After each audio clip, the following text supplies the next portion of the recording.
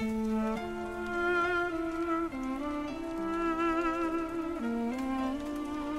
do, yeah, we could do actually. Should we start putting 2 on there because we're going to run out of wooden sticks? You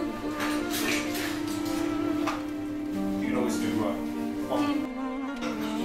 Just cut it in half. Let's have a look. Are you cutting? Well done. That's a no more. Okay, this way and then the other one. Well done. Well done. Oh, we said we feel so alive. It's like my soul thrives in your light. Yeah. How I wish you'd be here with me all Is there year any way that you think this would be good?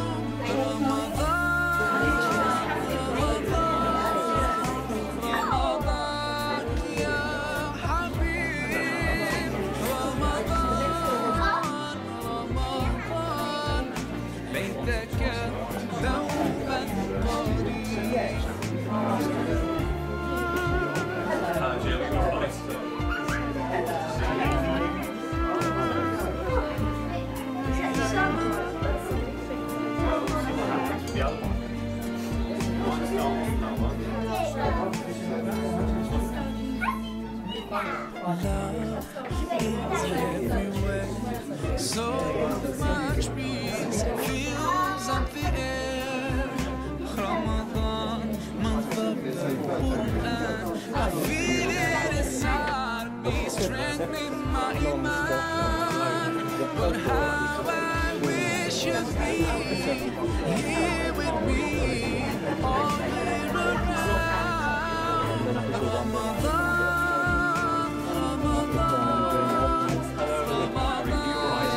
Same for you.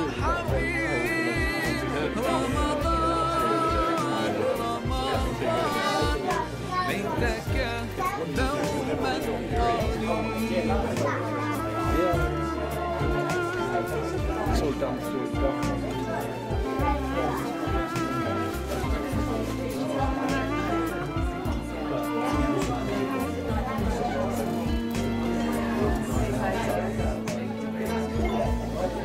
I just love the way you make me feel.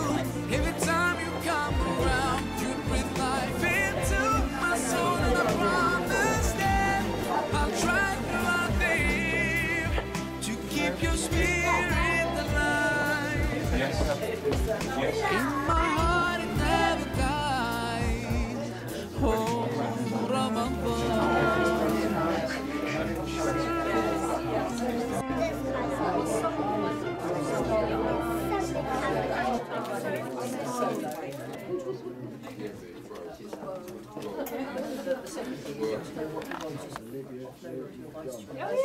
Okay, welcome everybody. Thank you all for coming to our 11th annual Feed the Needy event. This has been happening for 11 years now. I'd like to say thank you all to coming.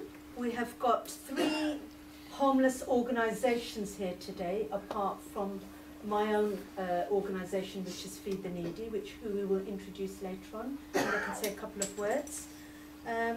Thank you very much to our wonderful dignitaries. We've got the Mayor of Chelmsford here, Linda Mascot, and her husband, and we've also got Jill Reeves here, who is the Chair of Essex County Council, with her husband as well. So that's absolutely wonderful. We've got people here from Chelmsford Council as well, and lots of other places. The Interfaith Forum, I can see somebody, and we've got people here from Sanctus as well. So that's really, really great. We've also got people from the cathedral as well. So we've got Ivor Moody here, who is the Vice Dean of Chelmsford Cathedral, and he is going to introduce me. Well, good evening everyone. It's a kind of slightly mixed occasion for me because in 2 weeks, well actually less than 2 weeks now, I'm going to retire as Vice Dean and Canon Pastor of Chelmsford Cathedral, which also means that I am relinquishing the chair of the Mid-Essex Interfaith Forum, Essex Faith Covenant and Essex Mind and Spirit, all of which I'm very glad to say have been passed on to really good hands, into good hands. We've got Hannah Kelly, who's a police chaplain, who's going to chair the Faith Covenant on behalf of Andrew Lowing and the Essex County Council. We've got Shweta Kaur from the Sikh community, who's going to look after the Ministers Interfaith Forum. And we've got the Reverend Father Paul McNamara, who is one of the chaplains in the North Essex Foundation Trust, Mental Health Foundation Trust, who is going to chair Mind and Spirit. But I just wanted really to take this opportunity, and as I say, it is kind of mixed feelings for me tonight, really, to say a very big thank you to somebody without whom actually none of those organisations that I've mentioned would exist in the form that they do. And that is Sidra Naeem. I've worked with Sidra, I think, probably for about 14 years, I think. And certainly 12 years ago, we founded Essex Mind and Spirit. They became an independent organisation. They were originally based at Molsham Mill with Interact, but we went solo. And Sidra's also been a very active part of the Faith Covenant and also the Interfaith Forum. And all those three things kind of blend together, they work together, there's a lot of cross connections, a lot of things that happen that involve one or two or three of them. So it's very much an integrated family of work. And I think I just want to sort of say, on this occasion particularly, my own personal thanks to Sidra for all that she's done. If you know Sidra, you will know that actually the word dynamite comes to mind. You light the blue touch paper and then you retire quickly because she's an absolute, her dynamo is always on the go. Full of ideas, full of energy, full of a desire to make a difference. And to be honest with you, you cannot run organisations like Mind and Spirit or any of the others without somebody, without that energy and that vision behind you. And as I said at the AGM to the Mind and Spirit that we had a few weeks ago, you know, we've shared some good times and we've shared some bad times. We've laughed together, we've cried together, because in some ways it's quite tough work. But without Sidra's encouragement and her energy, I know that we wouldn't be here today. Sidra's a can-do person. If you ask Sidra a question, the answer is usually yes, and then she'll say, well, okay, how can we work this out? So positivity is her watchword. And it's always great from someone like myself who probably works with the glass half empty. It's great to work with a person whose glass is always half full, which I think has made us a good combination. So I'm sorry to be personal, but I just wanted to say, you know, obviously welcome tonight. Fantastic, this event every year that happens. But for me personally, it's farewell and a particular thank you to Sidra, who's I know the mainstream behind this event, but so much else that's happened in the community over the years, and it's been my privilege to work with her particularly. And I just wanted to thank her as well for being an absolute example of the Islamic community here in Chelmsford and beyond. She's an absolute stalwart of her own faith and her integrity as a Muslim woman, as an Islamic representative, is superlative. So, Sidra, for all those things, I'm going to cry now. Thank you, and bless you, and thank you for all you've done for me personally, and for all those organisations that we've worked so hard to set up and to build.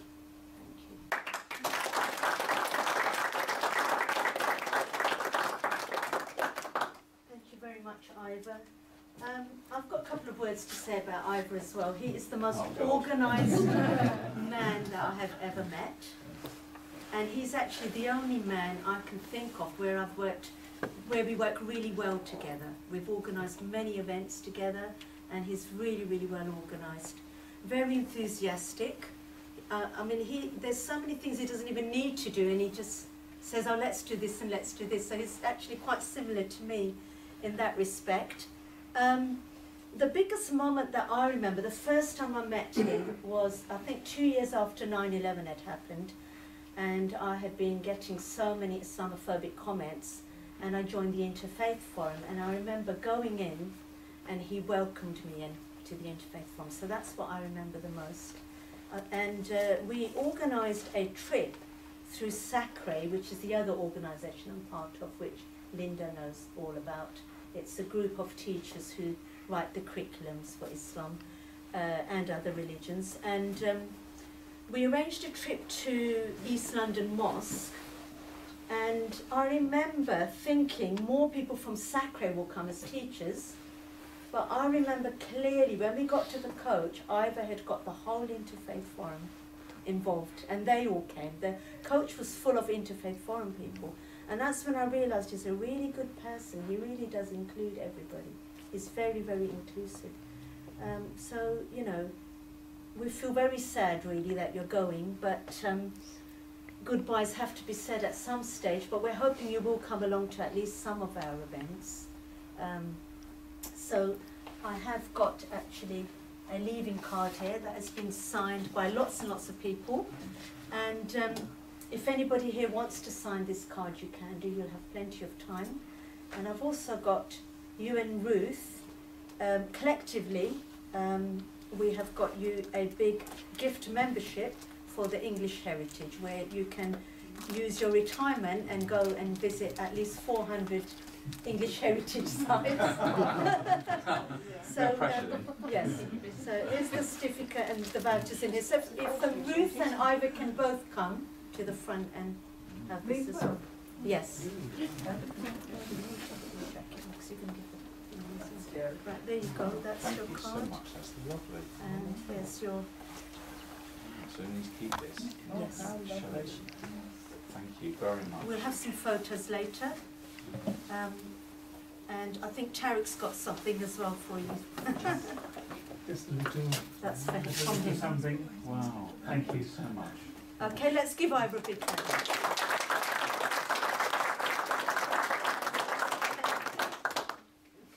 Enjoy your It's been a retirement. pleasure working with you. Thanks, Tarek. Yes. Right, okay. So what we're going to do now, the next part on the agenda, on the poster, is that we're going to talk about the 3 separate organisations which are here. Okay. So how did Feed the Needy actually start?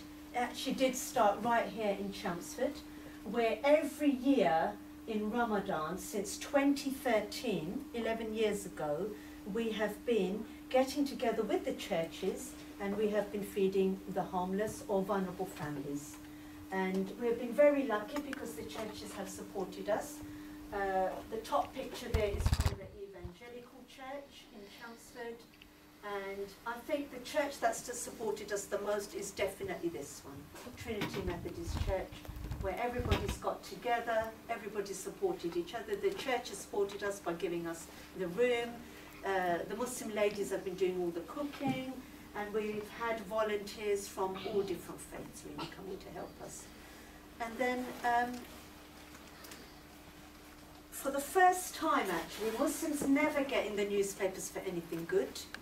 But for the first time in history, Muslims actually got in the newspapers, and it actually said in the headlines, Essex Muslims and Christians come together to feed homeless community, which I think was really, really nice.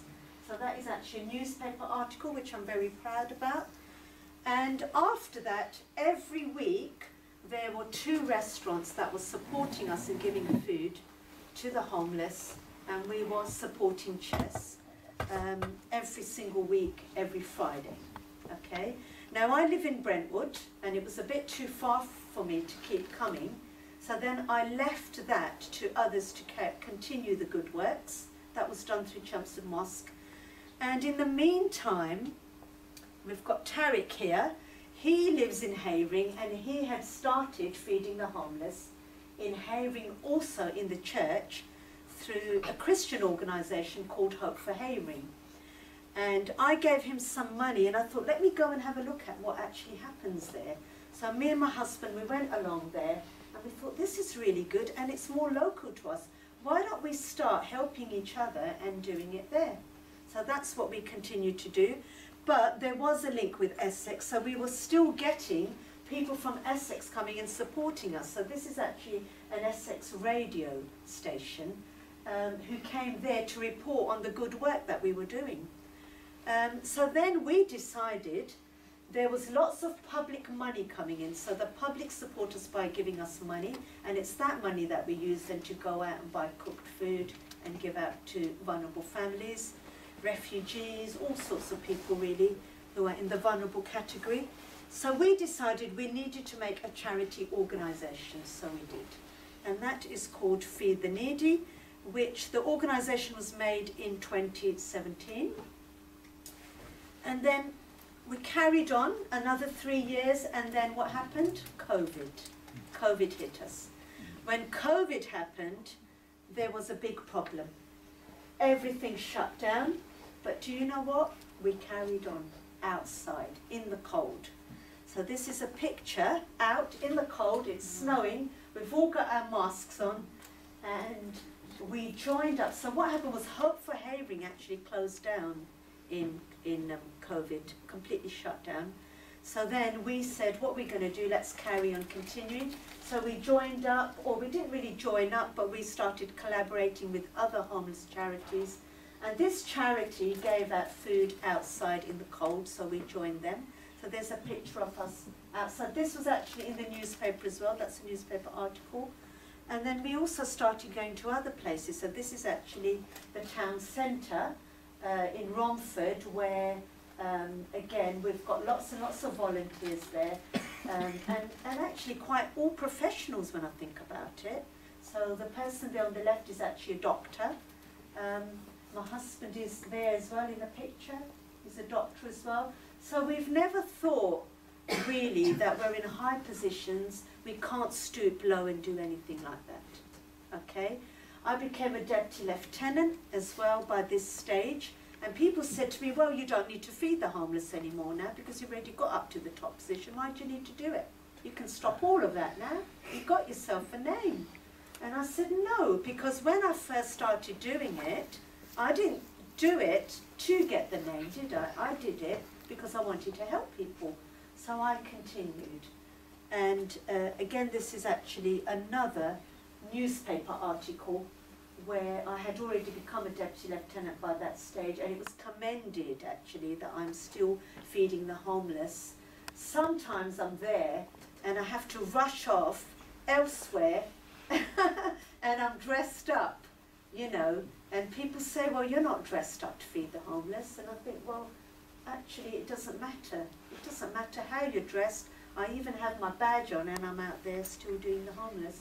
And we're there whether it's rain or shine, or today there was a little hurricane there and the food was flying all over the place, and at other times it's been snowing, but that's fine. People give us money, but we do run out. We did run out last year, so we have done sponsored walks. This was actually a sponsored climb that we did up the O2, and we managed to raise £5,000, which kept us going up to this year.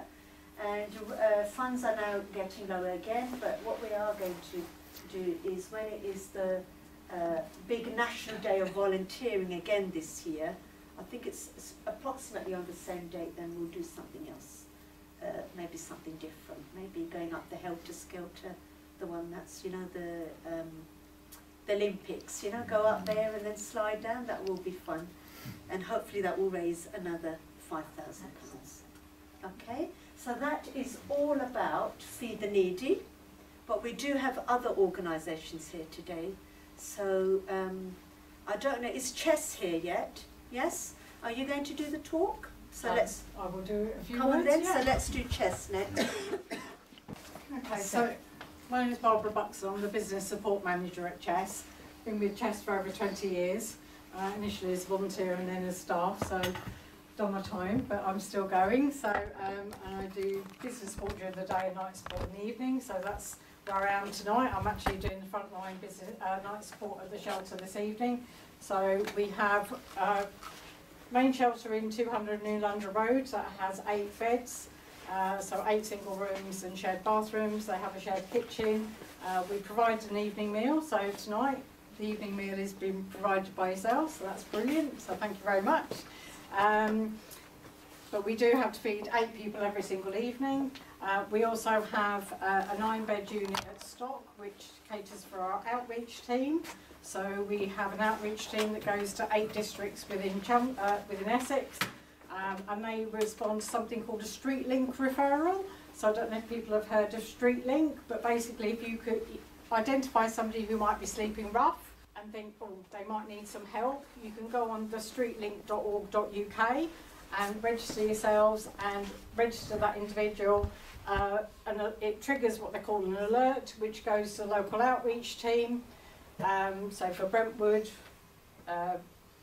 Malden, Epping Forest, various districts around Essex, that's us.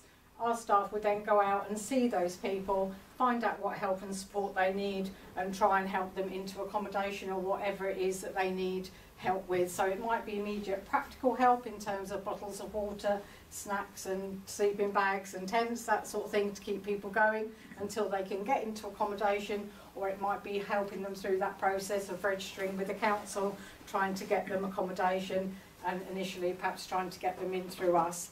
But 9 beds is not very much for 8 districts, so we're pretty much always full. We then have 9 other properties, 2 of which are what we call sort of move-on properties, and they're kind of semi-staffed, so the other 2 properties are staffed pretty much the whole time. We have 2 properties with 7 and 10 beds respectively, and they have staff 5 hours a day, so it's a bit of a stepping stone for somebody if they come into a service where there's 24-hour support, rather than going to a house then after a few months where there's no on-site support. These 2 halfway houses, if you like, give a bit of a stepping stone for our residents to kind of get used to being a bit more independent. And the idea is that they work their way through Chess from staffed houses through to the sort of semi-staffed, and then to move-on houses in the community where they can then hopefully go on to their own place from there. So we've got 7 of those houses, 2 of which are designated for workers, and that's an increasing amount of people these days that actually are losing their job, or keeping their jobs but actually losing their accommodation, so they're needing help and support. We have 1 house which is for domestic violence, for ladies that are escaping domestic violence, and we work with Safer Places to provide that accommodation for them and support, and we can work with another agency that actually helps men in that situation, but we can ensure that they go into a house where there's only men, so that we help protect them in that way. We don't necessarily need a designated house in that sense. The other houses are then just move-on houses, so people who might be in that intervening stage where they haven't got work at the moment, but they're trying to work through the issues that brought them to Chess in the first place, and we're helping them to deal with those issues to hopefully move them on to independent living. So everybody that comes through Chess has a support worker allocated to them that is a named person that they come and talk to. We ask them to meet with us once a week for at least an hour so that we can go through their situation and see what help and support we can provide, and then if they need more we can also do that as well. So it's kind of working with all our residents to try and move them on to independent living. That's our goal.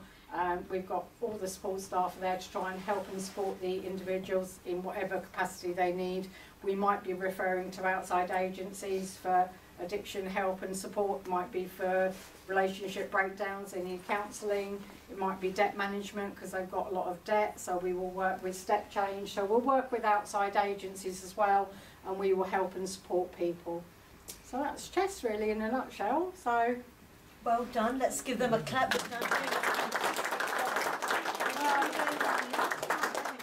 Yeah. Main organisation really. Yeah, I mean obviously other people have come in, which is really good to help and support people. Yes. I mean I joined Chess in 2001, and we had 1 house and 8 beds. Regrettably now we've actually got 11 houses and 65 beds, right, which is good in one way, in the fact that we've been able to expand and cope with increasing demand in that way. It's very sad that we've had to adapt and increase our capacity in that sense, We actually doubled over lockdown. We actually had 6 houses and 32 beds at the start of lockdown, and we actually doubled that by the end. So that was quite a big change that Chess went through in a very short space of time to try and deal with the increased demand that we were seeing. And even now, we probably have a 30+ waiting list of people, and I can tell you, because I've been with Chess for so long, that actually that was true in 2003 and 4. We would have a 30-odd waiting list, and the fact that we've increased our capacity 8-fold and we're still in that same situation, I think is a sad indictment of where we're at. But you know, with us and the support of yourselves and other organisations, obviously you've got Sanctus during the day that provide the cafe where our residents could go, so there's a lot more provision now than there was previously, but it's still just sad that it's good we've been able to expand, it's just sad that we've had to. Yes. So and I guess you might well have found that in terms of how many people you're supporting, you know, Yes, how yes. the increased demand has kind of occurred over the last sort of, well, say for me 20 years, and certainly the last sort of 3 or 4 years in particular. Yes. It has been quite a challenging time really. To grow that much in a very short time through lockdowns was a particular challenge, but you know, we got through and we were able to increase our capacity to help and support people. So yeah, long may that continue, that we're able to provide that support. Yes, yes. Thank you very much. There you Let's go. give her a nice big hand.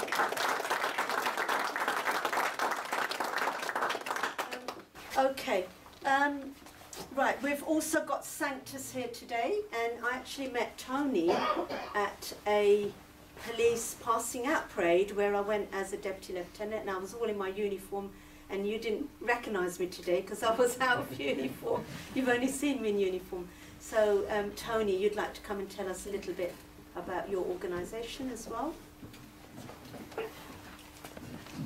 Good afternoon. My name is Tony Brockwell. I am the Cafe Community Fundraising and Events Manager at Sanctus, homeless charity in Chelmsford, literally just around the corner. I basically come to explain today that Sanctus, we're not just a cafe. We work alongside Barbara and the people at Chess. We are, like Chess, we're getting more and more people to come into the cafe. Not because we want them to, we would rather like the doors to be shut and have nobody in there. But there's 2 words in our English dictionary that none of us like to hear, and that's the word homelessness and poverty. And it's due to those things that have happened, the current climate, etc., that are used more and more and more. And unfortunately, due to those acts, we are getting busier and busier. We are, as I say, we are a cafe. We open at 5 days a week, and we are seeing 100+ people walk through our door every single day. That's 100 different people. We probably have 300 people because they go in and out, in and out, in and out all the time. But 100+ people every day, and we're feeding anything from 65 to 80 people every single day with a hot meal.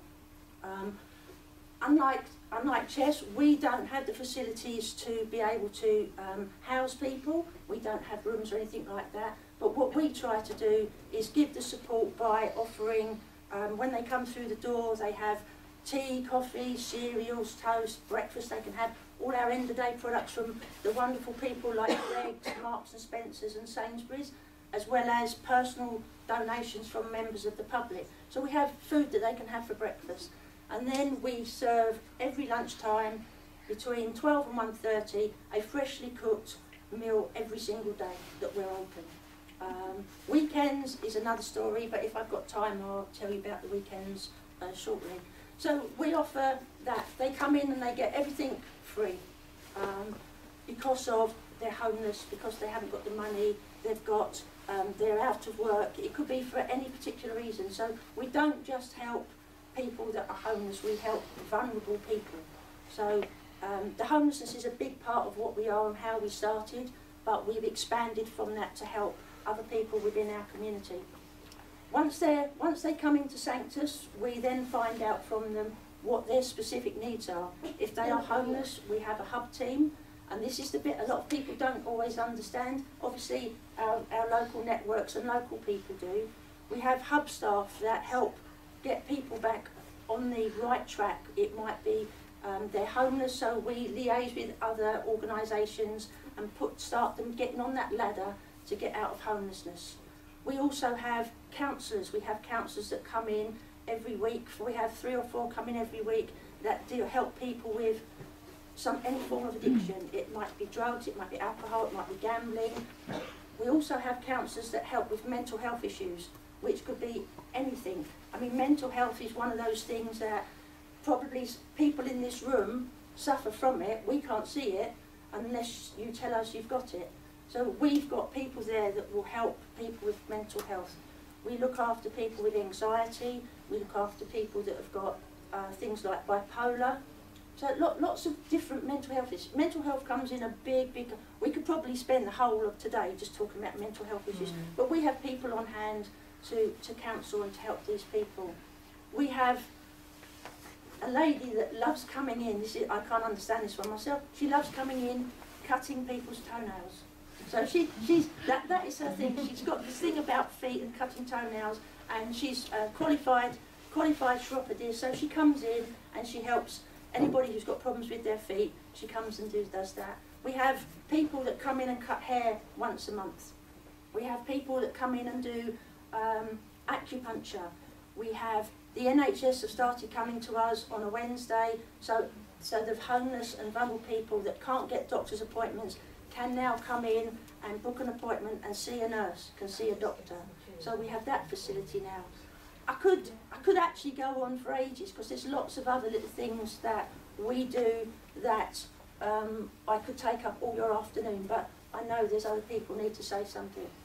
The other thing that we do is we are volunteer-led. We have a fantastic group of volunteers. We have over 55 volunteers on our books, helping in the cafe, helping collect our food, and most recently we've just opened a charity shop, which Lady Mayor came and opened for us. We now have a charity shop, so we're always looking for various things to try and bring extra funds in, because like Chess and all the other organisations and charities, money's really, really short everywhere.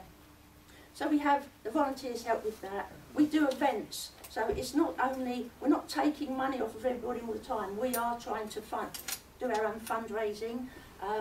This is a good one. The Helter Skelter, don't slide down it, abseil down it. Okay. It's much more fun. Is it? I did it last year, and it was really, really great. So yeah, don't do the boring way down, do the exciting way down.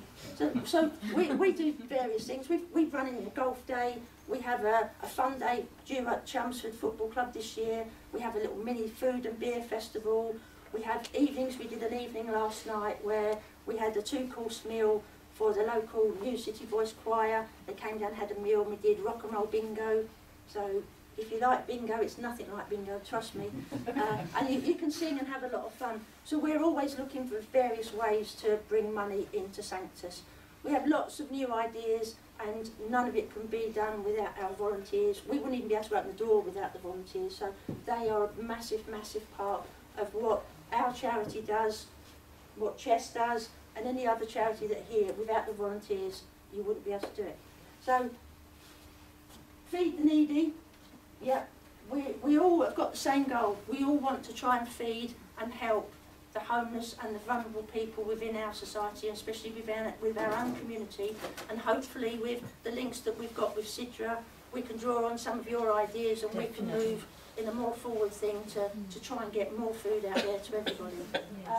So, yeah, like I say, I can rattle on all day about Sanctus and all the work that we do and all our volunteers do and local organisations. So I will be here after. I've got a few leaflets, so if anybody else would like to know anything else about what we do, and if you'd like to come and join us, please come and have a chat with me, and thanks ever so much for inviting us to be able to speak about what we do.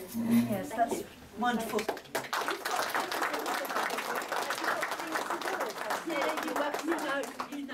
Yeah. So Tony's organisation has actually got a King's Award, so that is amazing, isn't it? I did look on your website. So. Yeah, we were lucky enough to be given it in November. So like ourselves, Chess received the King's Award a couple of years ago as well, didn't you? So the two main, I say main because I'm biased, the two main organisations in Chelmsford helping the homeless, feeding the homeless, have both been recognised by the King's Award. Wonderful. So it's a really good thing for Essex and Chelmsford that we've got two big organisations with such a good award. That's wonderful. Let's give her another hand.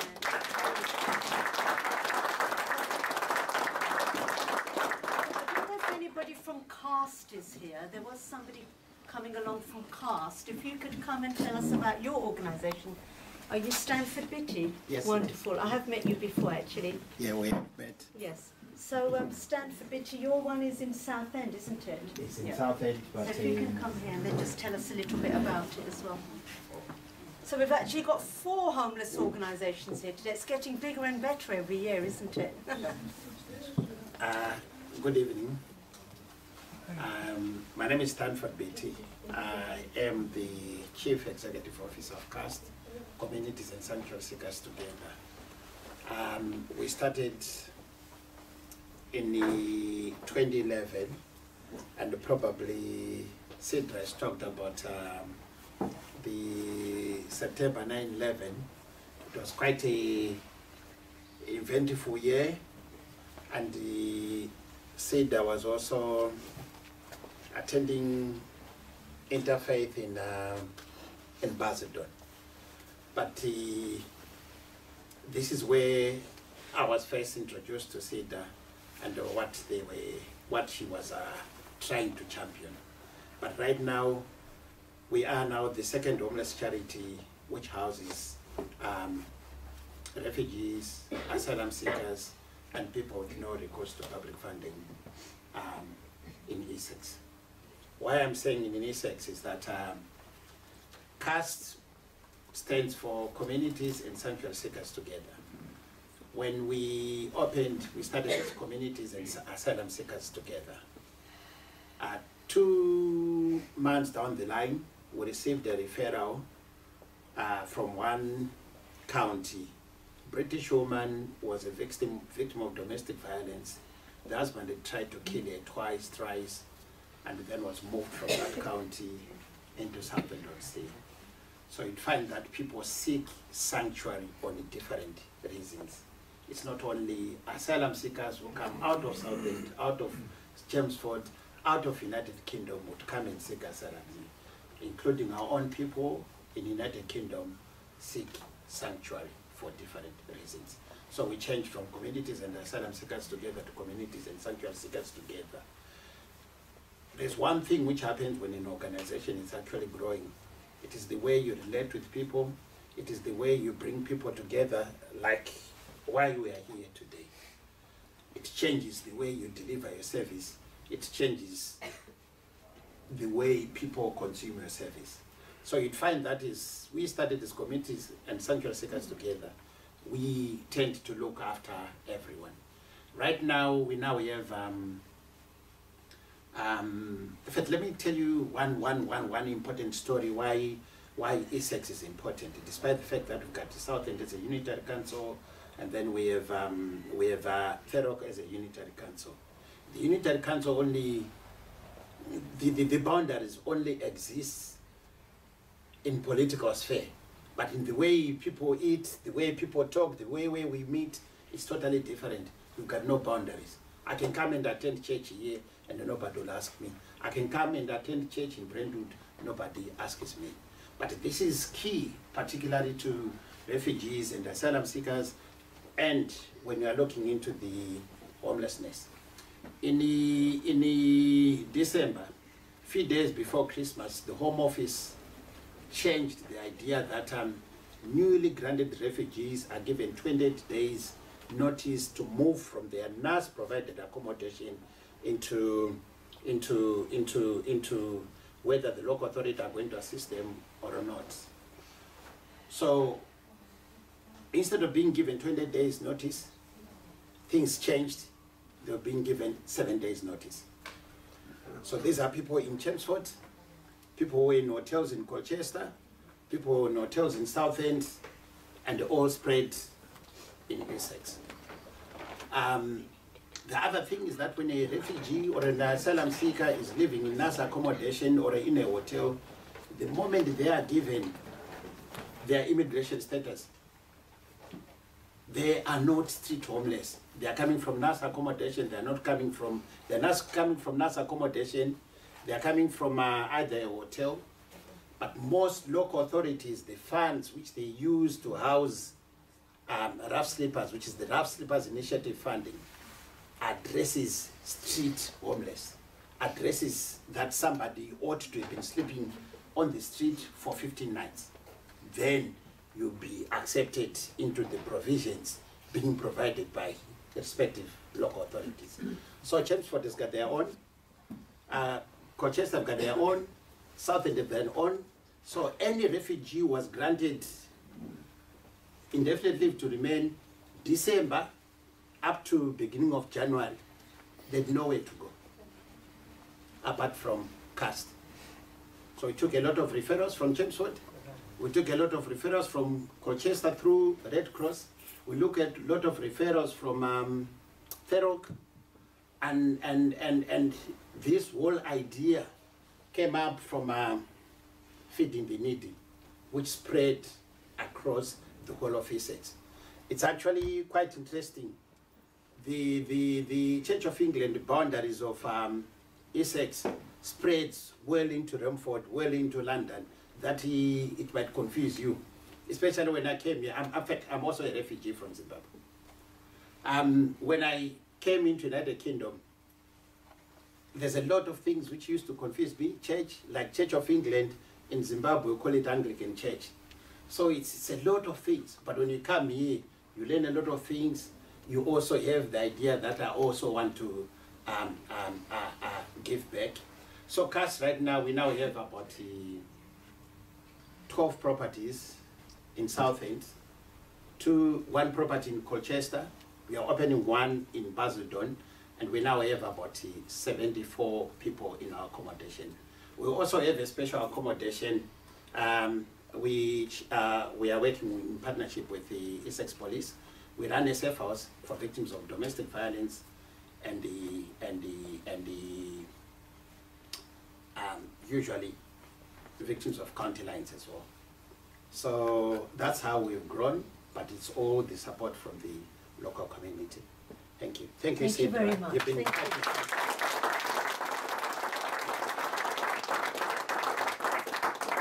Stanford, you spoke about refugees. We are actually having some refugees coming here today as well, later on. I brought some from The first, Southend and you too. brought some as well, so that's wonderful. Thank you. We're hitting all parts of Essex here, aren't we? Including Romford as well.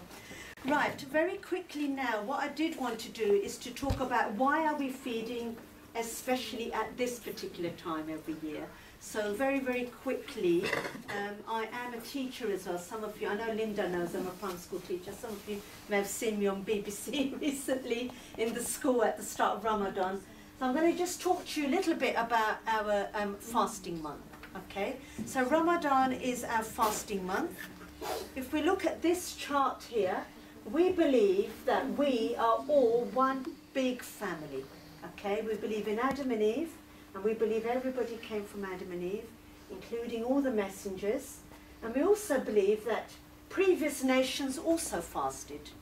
So if we look at Moses, he fasted for 40 days up on the mountain just before receiving the 10 Commandments. And Jesus, he fasted for 40 days. Ivor, during which period of time? Lent. Just checking that you haven't lost your knowledge yet. Well done, yes, during Lent.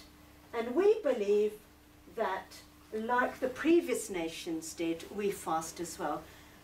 By the time Prophet Muhammad, peace be upon him, he was at the end of that chain there.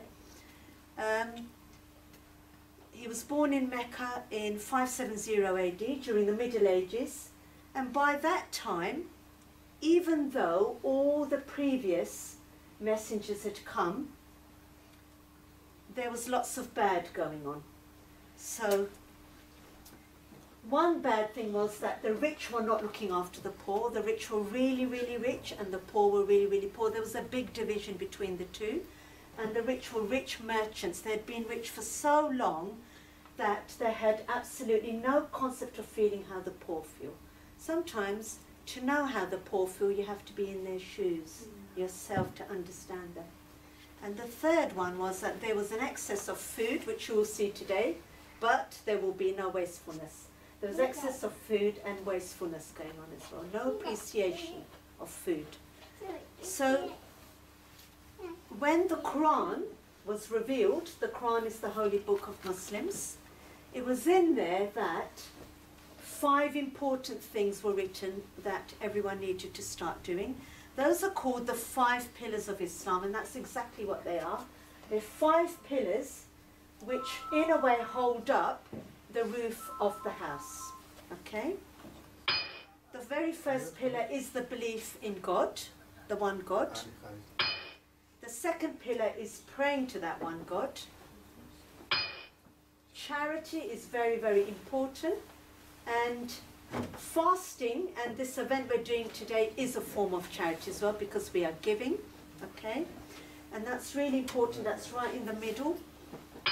Fasting is the 4th pillar of Islam, which means that we have to do it. Okay? And pilgrimage is the last pillar which completes our faith. Okay? So when that pillar was revealed, all of those things then changed. The rich not looking after the poor resulted in the rich have to look after the poor. The no concept of feeling how the poor feel resulted in the concept of feeling how the poor feel. The excess of food and wastefulness then resulted in appreciation and gratefulness. Okay? The previous nation's fast was 24 hours, evening to evening for 40 days. Our fast was actually updated to only daylight hours. So people think we have it hard. Okay? So we were actually daylight hours, approximately 12 hours. So what we would do is that we would fast early in the morning. So first of all, Ramadan is an important month because the Quran was first revealed to Prophet Muhammad, peace be upon him, during this month. Muslims fast from dawn until sunset, abstaining from food and drink. Fasting allows one to truly empathize with those less fortunate.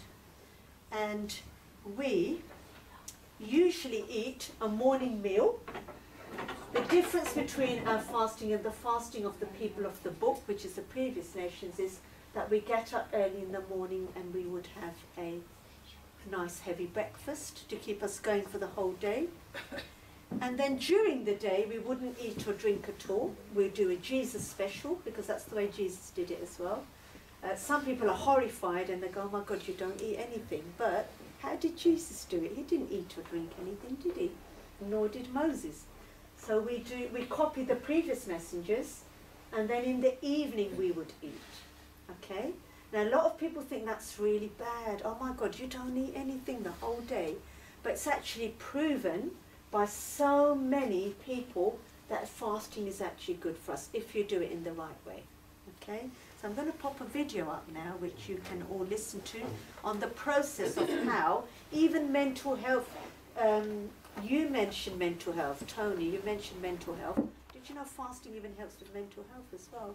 In fact, the 5-2 diet, which Dr. Mosley introduced, which a lot of people know about, he said as well that it helps with mental health. It increases your, I think it's tryptose something factor, but it will be on this video. Let's pop this on. Fasting during the month of Ramadan is an obligation followed by all Muslims. Experts have found that restricting food intake during the day can help prevent health problems such as high cholesterol, heart disease, and obesity, as well as improve mental health and well-being. By not consuming any food, our body is able to concentrate on removing toxins, as we give the digestive system a rest. Nutritionist Claire Mahi said fasting allows the gut to cleanse and strengthen its lining. It can also stimulate a process called autophagy, which is where cells self-cleanse and remove damaged and dangerous particles. Scientists have also been studying the link between diet, gut health, and mental well-being, and fasting can lead to the release of BDNF. brain-derived neurotrophic factor in the brain. This has been shown to protect brain cells and could reduce depression and anxiety, as well as the risk of developing dementia. Many people who have embraced fasting have also found that when done properly, it has helped them lose fat and gain lean muscle mass. Studies have reported that total cholesterol, TC, low-density lipoprotein, LDL, high-density lipoprotein, HDL, and blood glucose have been improved after Ramadan compared to before Ramadan among athletes. Reference: the effect of Ramadan fasting on biochemical and performance parameters in collegiate wrestlers. Now, it's very clear that fasting during Ramadan has tremendous health benefits. Okay, I love science, and that was a little bit of science there. I don't know if anybody knows, but I was a scientist in my previous life as well, on top of all the other hats that I've got. Okay, these are all the people that are exempted from fasting. So children under puberty do not need to fast. Anybody who may be mentally unstable, they do not need to fast. The aged, the sick, those on their monthly cycle, pregnant or nursing, and travellers. Quite a few categories there, really, of people who do not need to fast. And we don't just give up food, we also give up bad behaviour. So there's a lovely picture there where Tom is refraining from, bad behaviour with Jerry. And anger. We're not allowed to get angry. We refrain from swearing. It's not just a giving up of food, but it's also giving up of, sort of fasting off our tongues as well, if you like. Bad language and things like that. So it's a method of self-purification and self-restraint. And the other one is appreciation. If you look at the children nowadays, they're quite spoiled. Some of them can be quite spoiled. I mean, in our days, whatever our mothers gave us to eat, we quietly ate it. We never asked for anything else. And nowadays the children want this and they want this. We don't want that, we want this instead. So fasting is really good, actually, because it does help us think a little bit about the food that we're going to eat, and also appreciation and gratefulness as well for what we've got. Then we open our fast at approximately just after sunset, and we have many, many community events. This is actually a big iftar breaking event in Egypt, this picture is, but it's a great way actually of everybody coming together. It's actually becoming quite rife. I think out of all the Ramadans, I have been the busiest this year. Every single day there has been a fast-breaking event somewhere in the community centres, or even non-Muslims have been inviting me to iftars. It's been really, really wonderful, really has been. I love the one actually that I went to in Chelmsford in Hamptons. Did you come to that one? No, I went to another one last week. Actually. Okay, at Hamptons, Yeah. yes. I went to the one before, that was an interfaith iftar. Yeah. It was really, really good. Really enjoyed it. So I think it's really good. And coming up to that, we also give iftar to our neighbours as well. Okay, and that includes anybody who's not even fasting, and we would give them food as well to our neighbours. And there has been many, many fast-breaking events. So today is another example of actually feeding non-Muslims who are not fasting, just to show them what it's all about. In this month, we're thinking about the poor, and the charity pillar, which I showed you earlier, the third pillar, we try and complete that pillar in Ramadan, where 2.5% of all our savings is calculated and then given to the poor.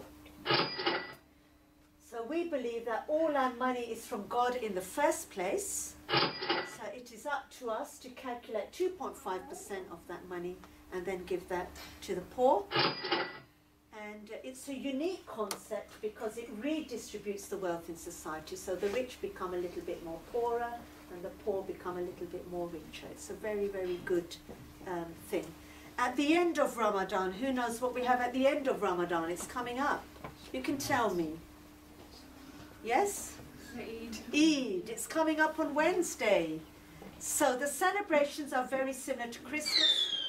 where we would give out Eid cards. That's an Eid card I've made ready to go out, electronic one. And we would put lights up in our houses as well. The children would dress up in wonderful clothes for Eid, and we would all get together with our families and we would all eat together, big meals. And the best bit, which I like the best, is actually presents. We would give out presents as well. Okay? Do we have any questions on Ramadan or anything on Islam for that matter in the last 5 minutes? Any questions you've got at all, or maybe someone can get the ball rolling at the Muslims? Any ideas? Very quiet audience, isn't it? And a very big audience. Police, Essex Police are here. Thank you very much for coming and supporting us. Have you got any questions about Ramadan or anything else? I'll get my lot to have a little think. Yes. So questions to do with Ramadan or to do with Islam only here, over here. Yep. Okay. Right. Let's have the lady over here first. I have a question. So I have some team members who are observing Ramadan at the moment. How can I best support them? Okay, team members. So I think at fast breaking time they should be allowed to go and eat. Because Ramadan is quite an important month, quite a religious month, you will find that they will be praying their 5 times prayers, because prayer is the second pillar and fasting is the 4th pillar. So you can't really do the 4th pillar without doing the second pillar. So just to find out when their prayers are, or just to make sure you let them know that when it's time to pray you can go, basically. Those are the 2 main things really that you need to think about. Okay, good, well done. I think we had the lady behind with a question, yes. For those who don't understand, how is it that we decide when actually Eid is? Oh yes, so our calendar is based on the moon, and usually the night before, a very thin crescent, the new moon can be seen. That's how we know that the next month is here and it's going to be Eid. Usually we find out through the Middle East, because England's full of clouds and we can't see the moon half the time. That's why we have all this discrepancy. So we would usually wait for maybe Saudi Arabia to announce it's Eid. We are hoping it's Eid on Wednesday. If it's Tuesday, I've had it, because I am not ready for Eid yet. So yeah, Wednesday. Okay? Hopefully it will be. Okay, any more questions? You had a question? Yes. What's best food to eat in Ramadan and why? Dates are best. Okay. Dates is usually what we open our fast with, and they're very good for us because, one, they're full of sugar, and they have simple sugars that are absorbed straight away into the bloodstream: glucose, fructose, sucrose. The other thing is it contains fibre, which fills us up straight away, and protein as well. It's quite a special fruit, really. We have actually got some date cakes at the back, which you can all try, which has been made with dates. Okay, right, any more questions? Now's our chance. Yes?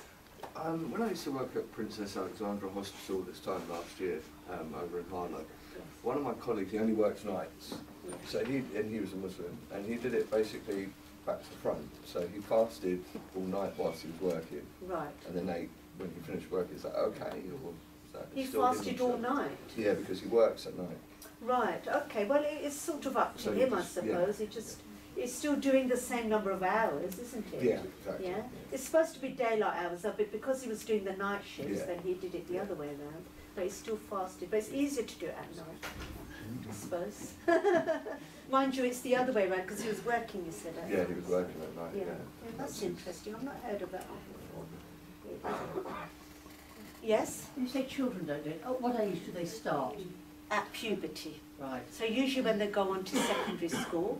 Some children, they may do it just to practice with their parents, probably at weekends, but it's definitely not advised that they fast every single day, that's for sure.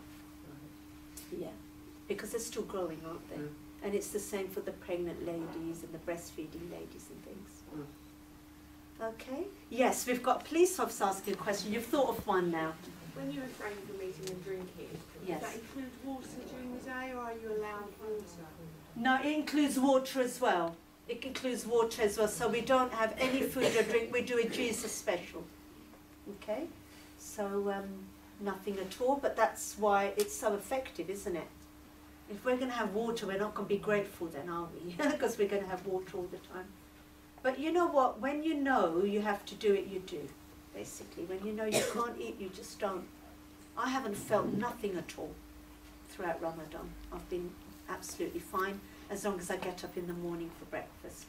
Yes. If you don't fast, are you allowed to give extra in charity? Yes, you can. Yes, of course. So say you are ill or any of those categories, if you're ill, if you're sick and you can't fast, then you can give the same amount of money to somebody else to fast instead of you. It's special. It's called fidya money actually, and that's what you can do. Same with pregnant ladies, same with breastfeeding ladies as well. Okay? Yes, Tony. Oh, sorry, I was laughing when you were saying. Yeah, so you say you fast in the evenings, so you eat in the evening. So all of the time we hear from doctors saying that you shouldn't have a big meal in the evening, etc. It's not good for you. It's not that late though. yeah, I suppose. Yes, and our body clock does change. So we're having our breakfast really early as well, you see. So everything changes in Ramadan. Our whole body clock, our whole routine changes in Ramadan. So does your diet change? Do you have different food when you're coming out? It does change a little bit, yes. So, for example, we're having porridge in the morning, slow release energy food that will keep us going the whole day. And we're being more healthier, I would say. We're definitely eating more fruit. There's loads of fruit there for you to eat today. We're definitely eating more healthy food because we've got a short window of time where we're eating, then we are thinking more about what we're eating, definitely. Yes. And it's a whole detox. The whole month detoxes all our, toxins in our body, everything. We're all fresh off at the end until Eid comes, and then it all goes back down the window on the day of Eid. But we are in a routine, and it does keep us thinking about that kind of stuff. Anybody else? No? Okay. So we are going to give 5 minutes now for the volunteers to go and uncover the food, warm up anything that needs doing. You've all got your allocated roles, some of you, and that is what we're going to do now. What we're going to do is we're going to do the food in 2 shifts. So the people who are not fasting are going to eat very soon, within the next 10 minutes. And the people who are fasting are going to serve you. And then the people who are not fasting will serve us who are fasting. And that will be at 7:45. Okay? That's how we're going to do it. In those 10 minutes, while the volunteers warm up the food, I'm just going to invite, first of all, our Chair of Essex County Council just to say a few words. Would that be okay? Just a couple of words, and then we will have our Mayor as well. Well, I think this evening has been very, very interesting. I didn't know anything at all about... I know Cyprio because when we do citizenship ceremonies. Yes. And that's about it. When we do our ceremony, you go your way, I go mine. This is all very, very interesting. It's news to me what you do. I had a dinner earlier on this week that Ivor and Ruth came to, and I was saying it's extraordinary how many voluntary organisations there are all around Essex. It's not until you get, and you would know this as well, it's not until you get into the chairman of Essex County Council, or a mayor of a borough, or a chairman of a district, that you are going around, and you do realise just how many voluntary associations there are. People working tirelessly to provide for people who are less well off than ourselves. It makes you feel very humble. And as I say, my colleagues all say the same things. It's not until you get into this situation that you do realise. And of course that in itself takes a lot of financial burden off all the councils.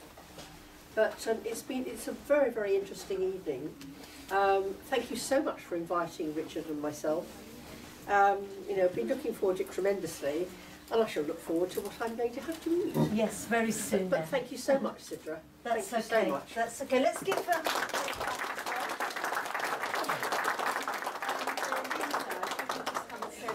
This is the Mayor of Chelmsford, in case some of you have just come in.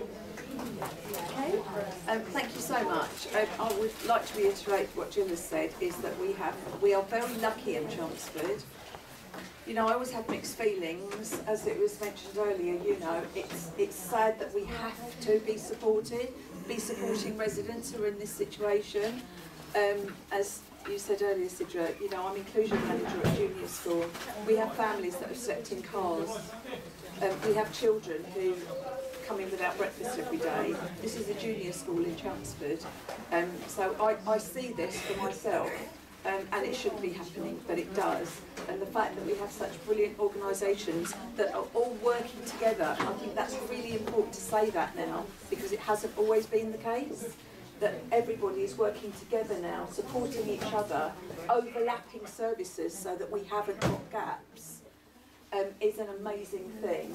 And communication has never been better to support people. And it isn't homeless people, always. It is people who are families who are just struggling so much at the moment.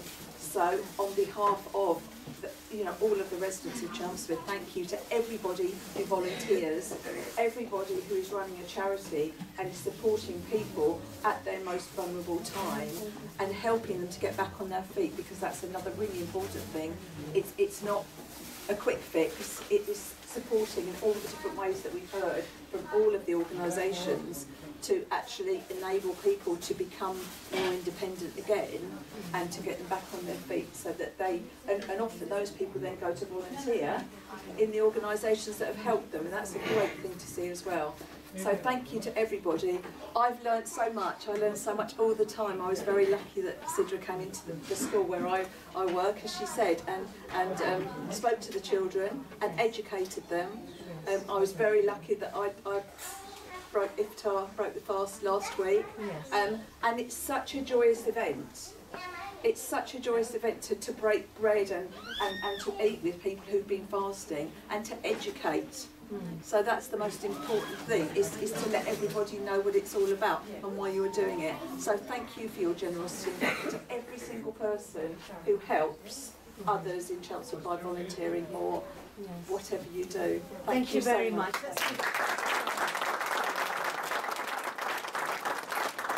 I also just want to thank all the ladies who cooked today, and also all our volunteers who have been helping here since 4 o'clock actually, with all the food and everything. So thank you so much. We are going to prove to you now what I did say earlier. So this man here who's in a suit is going to be serving some rice. So your rice is ready now. He's going to go back and serve the rice. I'm just going to check and then I'll call you all in a minute. I think we're sort of ready. I'll just go at the back and check now. Yeah, good.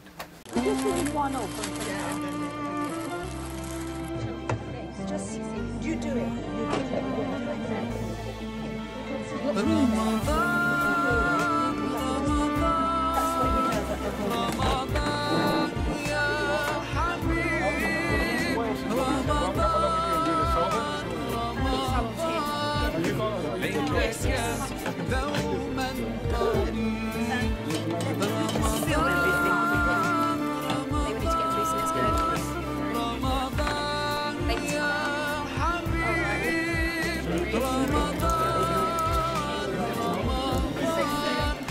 ليتك دوما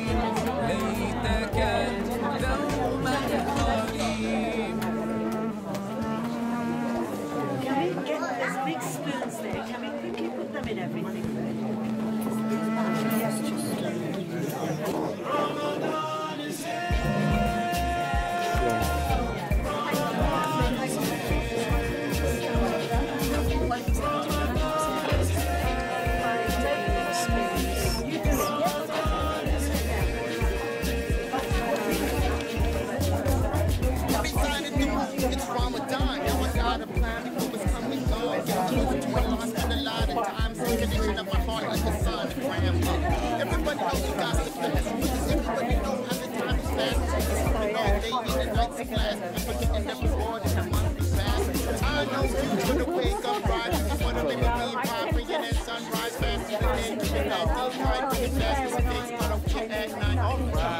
It's a blessing, but it doesn't mean that you can't that you can't have one. It's what's driving your heart. You're Lord, the one that be blessed by your love. When the fun is done.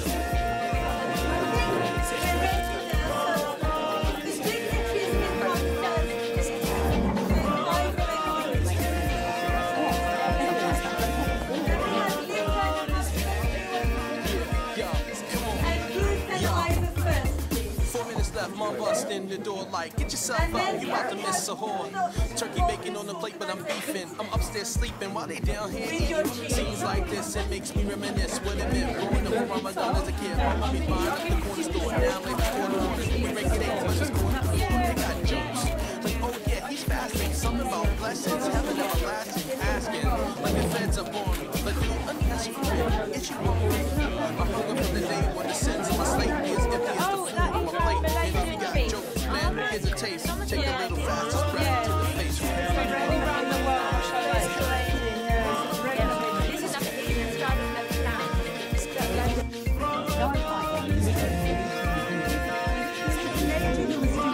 So nice.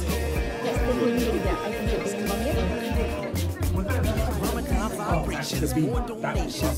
Did you like it?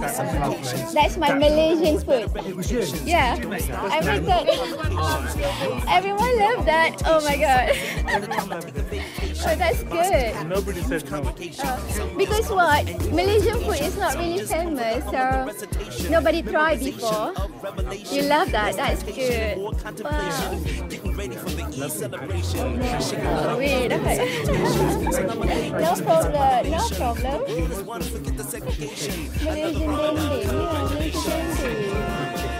Rasa kuih. Apa dah? Tinggal sikit je. Tak tahu dah dapat makan ke tak nanti.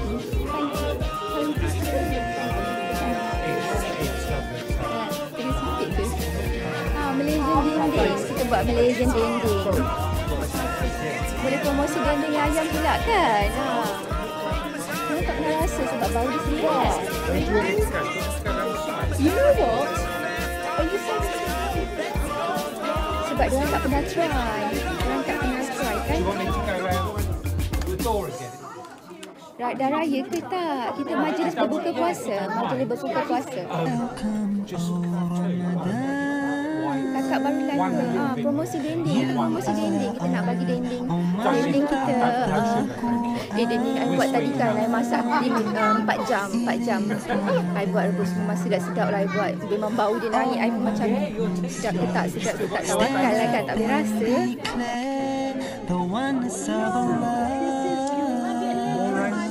This is a Malaysian dishes.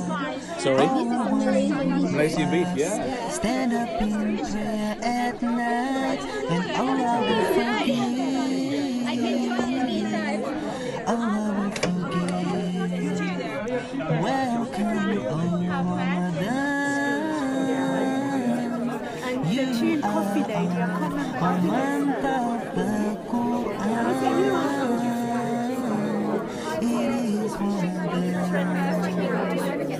Oh, you believe, give charity for the pleasure of Allah. Line okay tak you guys? The pleasure of Allah. Oh, you believe, read the Quran every night of Ramadan. Line okay kan? Dendeng, kita punya dendeng weh. Kita punya dendeng. Dendeng ai. Ni dendeng.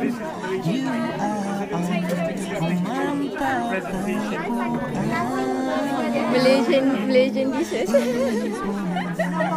Dendeng jadi universe apa jadi international. Ini sangat-sangat okey.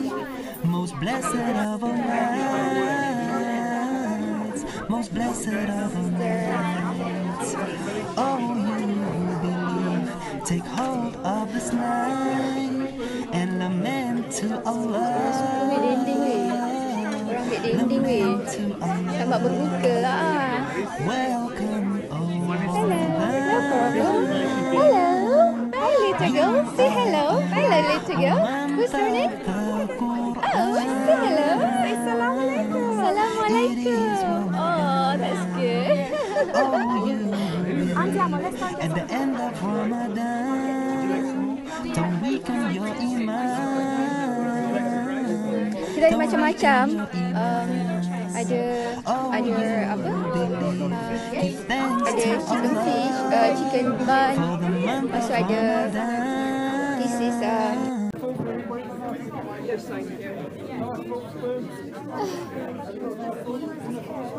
So how is it? How's the food? Is it alright? It's delicious. This is a Malaysian food. Amazing. Is it? Fantastic. Lovely. Did you make it? Yeah, the black one, the beef. Yeah, they call beef dendeng. Beef dendeng. Beef dendeng. Wow, that's amazing. Thank you. No, Is it nearly gone? thanks very much. No, it's very tasty. That's lovely. Thank you. Enjoy, you guys. It's really nice, not beef. Is it not too spicy? Is it alright? Lovely. That's good. It's got a bit of a floral flavour to it. Yeah. It's got lemongrass, lime leaf. Yeah, I can pick up the lemongrass, the lime. That's delicious. Would you be kind enough just to hold that? Not a problem. While I slip my bag. You can do that. Are you filming me? Yes, I'm filming you. Don't be. Aisyah masak apa? Masak dendeng. I masak dendeng. I masak dendeng you all. So dish I dekat sini. I masak dendeng. So semua. Welcome Ramadan. You are honored, O month of the Quran. It is Ramadan. It is Ramadan.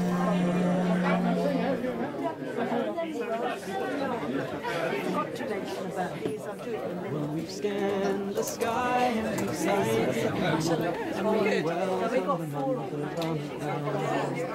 When we fast together for all the to help and strengthen our iman. Oh, it was so very long. It's very busy. Allah sent His message to the world. Thank you so much. Thank you. A light to shine for all, the guide to teach us well. First revealed on the night of Ramadan, until the rising of the dawn. So we've scanned the sky and we've sighted the land, and we welcome Ramadan. We fast together for all the help and strengthen our iman. That beef curry looks nice. How's your soup It's going well. Good. Popular. Just half a cup. Yeah. I'll be very.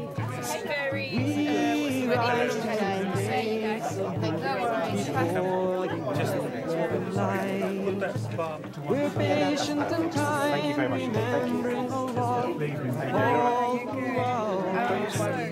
Fingers full. The sun has gone and we've made it hard. We gather together as we scan the sky and we sight the moon, and we welcome Ramadan.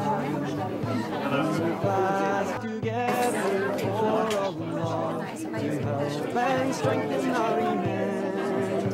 So many of our brothers and sisters all across the land, they have no food to eat at all, and they need a helping hand. Did you make this? I didn't know. No. It's a Turkish delight, right? It's a Turkish. Yeah, baklava. Yeah, Turkish. It's Turkish well. Yeah. And it helps us to understand. Yeah, that's quite nice.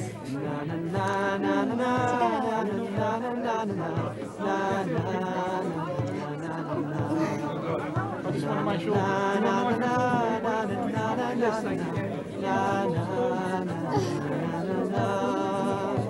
So So how is it? How's the food? Is it alright? Delicious. This is a Malaysian food. Is it? Lovely. You want to say a lot to... So, want to tea shop. Okay, can I have a cup of tea, please? Oh no, I'm fasting. It's not breaking yet. Later on. So you're gonna make me a cup of tea? I like your eyes. It's so pretty. The blue. That actually dark blue. Dark blue. Dark blue. So the kiwis are over there. Would you mind covering?